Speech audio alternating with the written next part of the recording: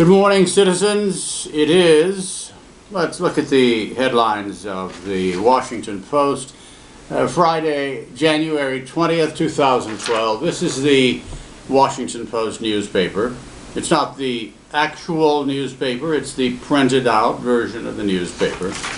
My name's Bill Ardis. I welcome you to Spirit Calling. This is the paper because we're in the midst of a cataclysmic global economic change here, and we're looking at the tea leaves and trying to figure it out, and we aren't quite sure what it all means. So I have some ideas about that. Number one, the economic model, which has run this country and many other nations in the world for quite a few years, is broken. The model is broken. It doesn't work anymore. That model is, in essence, make as much money as you can, pay as few taxes as you can, and get away with as much as you can working the creases, working around the laws and the policies and the regulations. The model is broken. It doesn't work. Why is it broken? Well, we've reached the point in time when everything changes all at once, which is an odd thing. This is the primary engine of change. It's a smartphone made by Verizon, called an LG Vortex.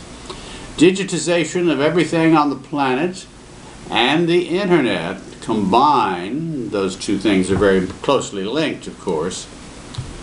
Those two things are combining to change everything.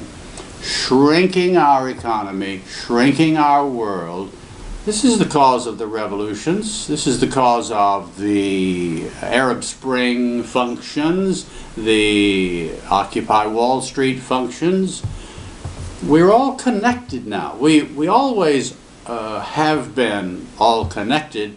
We're just connected by a factor of 2,000 more quickly and more firmly than we ever have been.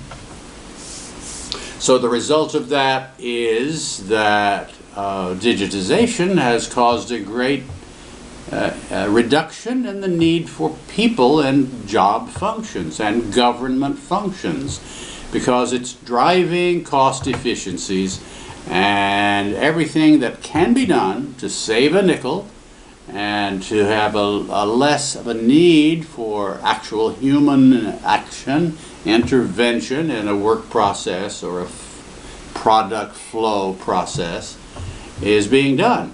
And so all around the world, not just in the United States, all around the world this is also taking effect. So we have people rioting in many countries because they can't get work. And they can't get work because of the same reasons people can't get work in this country, because of those huge, huge changes. The model is broken. We need a new economic model. And that's what I talk about at spiritcalling.com. So the headlines in the Washington Post, this is the printed out version of the Washington Post. In Republican contest, a day of upheaval, Newt Gingrich is under fire for his marital difficulties, shall we say. And the New York Times. This is not the real New York Times, it's the digital New York Times, printed out. Luckily I have a magnifying glass and I can better read it here. Afghan soldiers step up killings of Allied forces. These two things, internet and digitization, which are very closely intertwined, are driving all the changes that we have. And in particular, they're driving the economic downturn. So here's the other piece of what I'll talk about during these tableside chats. I want to redefine spirituality here. Spirituality has been always sort of separated from religion. You have your Baptists and your Catholics and your Jews and your Muslims and your Episcopalians and your Baha'is and There are many, many, many religious doctrines, as you know. Spirituality has always been in a separate box. Well, that's spirituality. Kind of loosey-goosey, touchy-feely. You can't really grab and hold on to it because it's not a physical thing. So we have religion, which is much more tangible to us human beings. Spirituality now, because we are in this compressive mode all over the world, is, I define it as, how do we take care of people as though we are all family? In fact, we are all family. We just have never confronted that fact in a major way. We're being forced to do that now. I call this new process not spirituality, but spiritualocity.